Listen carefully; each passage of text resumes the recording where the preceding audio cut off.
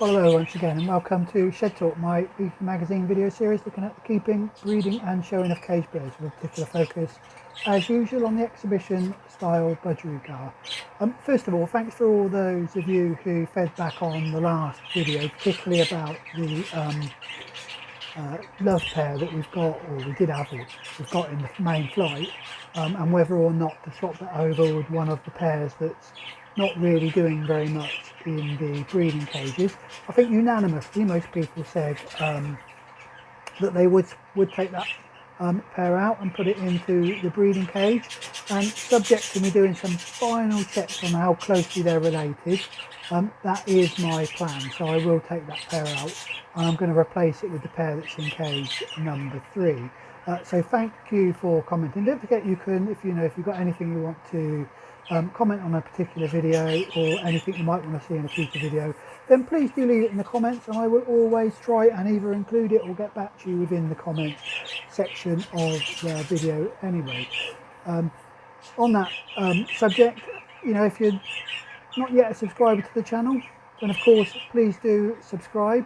If you enjoy any of the videos, then do hit the like button. I always say it, the number of likes help the viewing audience for the video.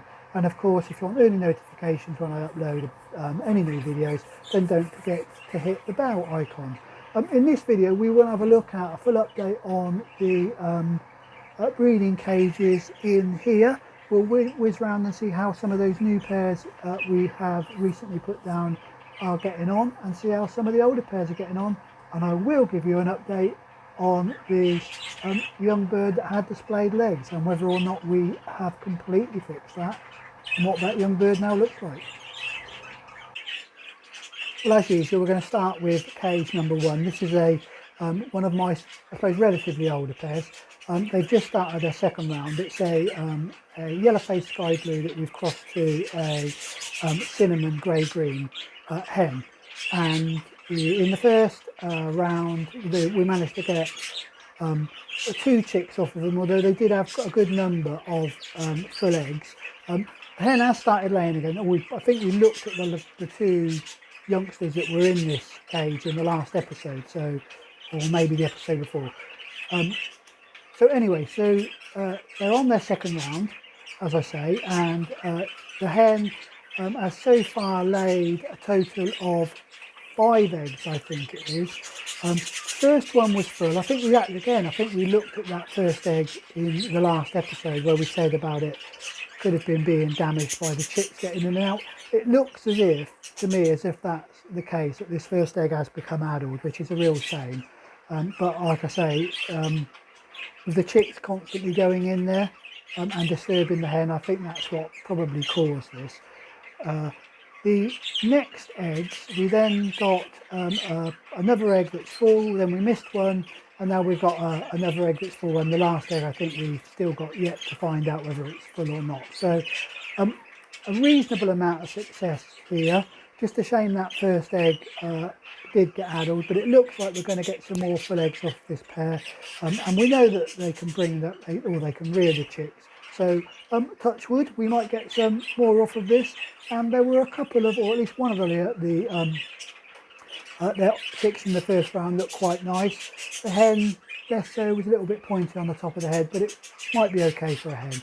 Anyway, so some reasonable success for cage 1. What about cage number 2? So moving on to cage number 2, and this is the first of the newest pairs, or the newer pairs, and this is the outcross Lutino cockbird that we have paired to a normal light green. This, you may remember, this Lutino cockbird is the father of the Lutino hen who's in the cage actually directly below him. So bred reasonably well for us last year. So I'm hopeful for this year. And we've had a reasonable start with this pair. So hen's gone in there, cleared the nest box out, and has started laying. I have seen the cockbird mating with the hen. So So all looks good there. However, unfortunately, the first egg went missing. Not sure why, but it has gone missing. So when she laid the second egg, I put a marble in there at the same time, and so far, touch wood, that egg is okay. So it was laid yesterday. I've checked it this morning. It seems fine. She hasn't destroyed the egg, so I'm hoping that either the first one was a complete accident, and now she's settled into the routine of sitting the eggs, or that the marble has done the trick. So yeah, so we've got one egg in there, and one egg missing. Obviously not candled yet. Far too early to think about candling the eggs. So, but we will do that in a few days' time. Once the embryo's had if there is an embryo in it, it's had a bit of a chance to develop. Anyway, so reasonable start for cage number 2, and if we've solved the problem of the egg going missing, the first egg going missing, then I'm hopeful that we will get some full eggs off this, because we know the cockbird can fill eggs, and we have seen some mating going on between the cockbird and the hen. So touch wood, all going well with cage number 2. Now, what about cage number 3? And this was the love pairing we were talking about in the last episode. So cage number 3, I have actually paired up the love pairing. You can see them here in the show cage. So we've got a sky blue cockbird, which is a 2020 young bird, so it's getting on a bit now. I think I said that in the last episode, that it was, probably very close to being its final opportunity to breed, and we're pairing it to this dark green that you can see. So anyway, the reason why I say I have decided to pair these up is I was really umming and ahhing here. So this is father to granddaughter pairing, so they are quite closely related, and if they hadn't paired up in the flight, this probably wouldn't be a pair that I would naturally put together. But given that they're a love pairing, and given that this is probably the last chance I'm going to get anything off of this cockbird, I am going to give them at least one round, if not 2 rounds, and see what we get out of them. With them being,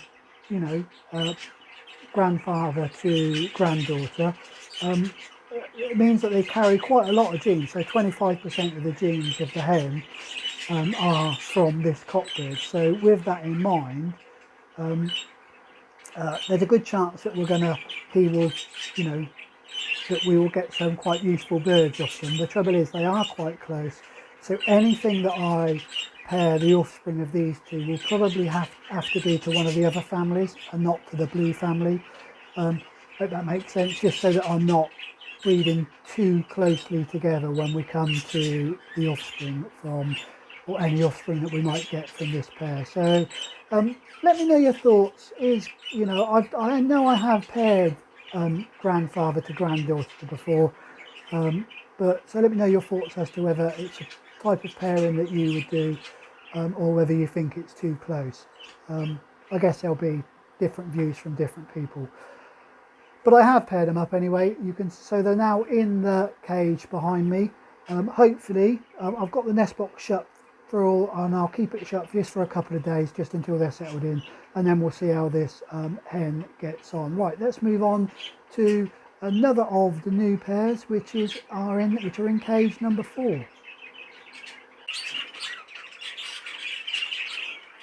So cage number 4, this is a relatively new pair that we have recently put down. I can't remember if we looked at these in the last episode or not. No, I think it was the episode before where we looked at these pairs. Anyway, so this is a cobalt. The cobalt is off of one of my reasonable line families. So one of the a family that I quite like anyway, who do tend to produce some quite nice birds. So that's the cobalt, and we've paired that to a normal light green, and again they were quite well matched. If anything, I think the cobalt's slightly better than the hen, but that's not unusual for my shed. So like I say, reasonably well matched. We're hoping this cobalt's going to bring something to the pair.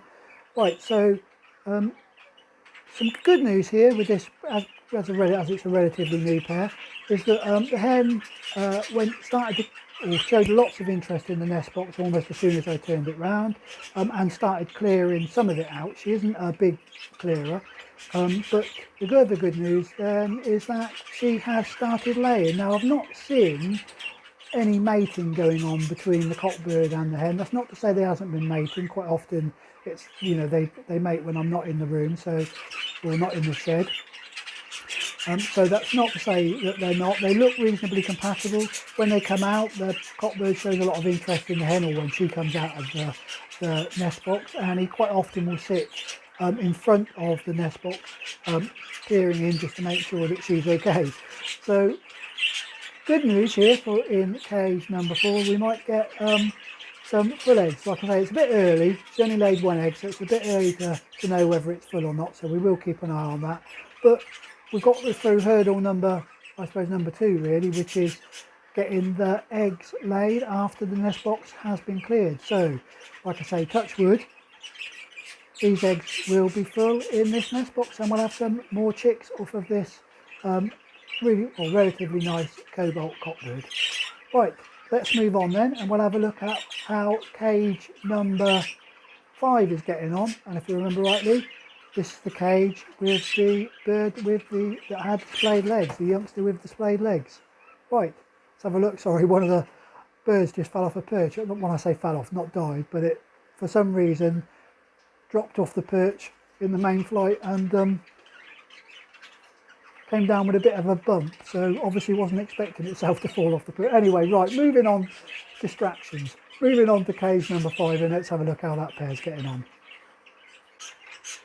So cage number 5 then, this is the a light green that we've crossed to a Lutino hen. They're on their 3rd round actually, so and this is the cage that had the bird with splayed legs in it, and I'm really pleased to say that it does seem like we have fixed that bird completely. And actually the bird doesn't look too bad. I've got a little picture of him here that you can see, taken about a week ago, so it's developing on really nicely. So yeah, if we have fixed the legs, then it does turn out to be quite a nice bird. Bearing in mind, I think it's a cockbird, so it's likely to be split for Ino. It will be quite reasonable. In fact, both of the 2 birds that are in here, I think, are better than the earlier bred birds, so that birds from round 1 and round 2. From round 1. So yeah, I think these 2 look okay. The hen has gone back in. She's cleared the nest box, not as much as she did in the first 2 rounds actually. You might remember we had problems with this one in that it's a hen that really does like to empty the nest box, and we were talking about trying to get some concaves for this particular hen because of how much she clears it, and it ends up with the eggs rolling around a little bit.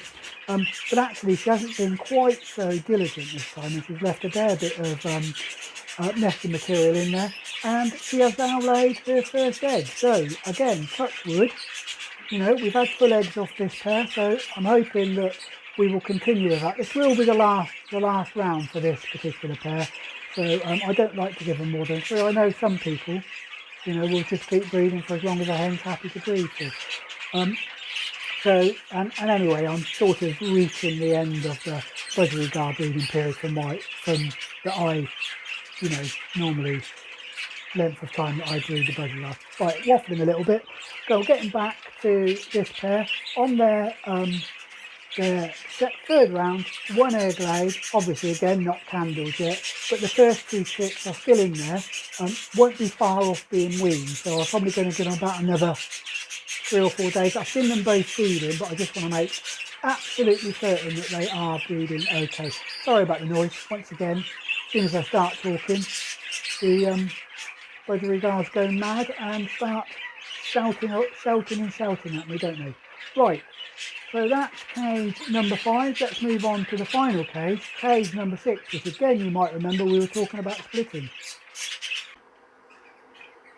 And so finally then cage number 6. Now you might remember in the last episode I was talking about splitting the pair that was in here. It was a sky blue cockbird with a young dominant pied hen, and we said, you know, we'll split them and probably try the hen maybe a little bit later on, or you know, she's only a young hen or youngish hen, so maybe we'll get a better chance with her next year. This was because they, you know, they hadn't really shown much interest in each other, and certainly the hen had shown no interest whatsoever in the nest box. Well, lo and behold, just as I'm about to take this pair out, I noticed the hen showing some interest in the nest box. Initially just looking into it, and I thought, well, you know, I'll give them another day, or another couple of days, just to see how they get on before I move them. And I'm now pleased to say that the hen has been in the nest box quite a bit. She hasn't cleared any of the nesting material out, which is what they would normally do, but she has been going in there, and there's a bit more what's the word I'm looking, tolerance between the cockbird and the hen now. They're not, I haven't seen them feeding each other, and I've certainly not seen any mating going on, or any mutual preening going on. But there has been, you know, they are happy to feed together. There's no aggression between the two of them. So I am hoping that maybe the hen has come into condition and has decided that she wants to go down to breed, and if she has decided she wants to go down to breed, that this will stimulate the cockbird. So I'm going to give these a week now, and just to see how they get on, to see if I can see any more encouraging signs that they're about to start breeding.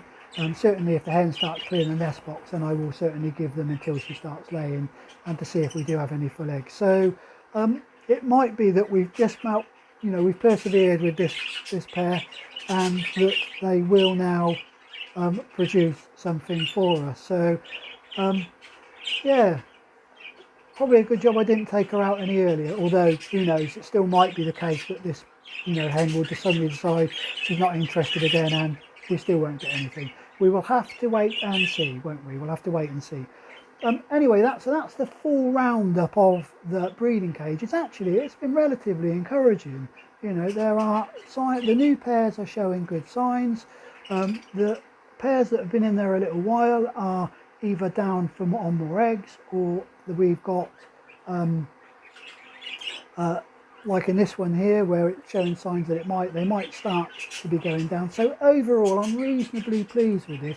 I'm particularly pleased with the pairing cage number 5, with how those two chicks are looking, the two youngsters from the last round are looking, and particularly the one with splayed legs, that we've managed to save its legs, but also it's actually turning out, or it looks like it might be, a fairly reasonable bird. So overall, I'm quite pleased with this. I suppose as we're approaching the end of the budgerigar breeding season, I'm relatively pleased with how they are going. Well, that does just about bring us to the end of another episode. Before I go though, it is April, and what April means is that I'm pairing up the 5. So I'm starting to do that at the moment, getting some of the nesting equipment that I need for them, and the worst thing is, as with all these things, at the end of the last breeding season I washed everything, all of the stuff, washed it all up, sterilised it, I packed it away, and now I can't find it. I have searched through almost the entire shed, turned it upside down, and I cannot find what I've done with the majority of the nest pans and the other little bits and pieces. I've got the dummy eggs, and I've got the felts. I've got those are okay, or new felts, those are okay. But the stuff that I'd washed at the end of the last breeding season, I haven't got a clue what I've done with it. Like I say, I've virtually turned this place upside down. So anyway, so I am going to have to wait for a couple of more. I've got enough nest pans to put the first 2 pairs down, but I am going to have to wait until I can get some additional stuff before I put any more pairs down. So but that will be in the next episode. So in the next episode we will look at what I do with these, and we'll go out there into the outside, the finch and fife flight, and we'll have our first episode of fifes from breeding to bench, and we'll see how we get on this year with the newish pairs the pairs that I've put down with the fifes. Yeah, so as the breeding season in here just starts to come to a close. We're just starting to put the final pairs down. We've got the interest of the 5 breeding season to come up, but that is for the next episode. Until then, as usual, do stay safe and enjoy your birds.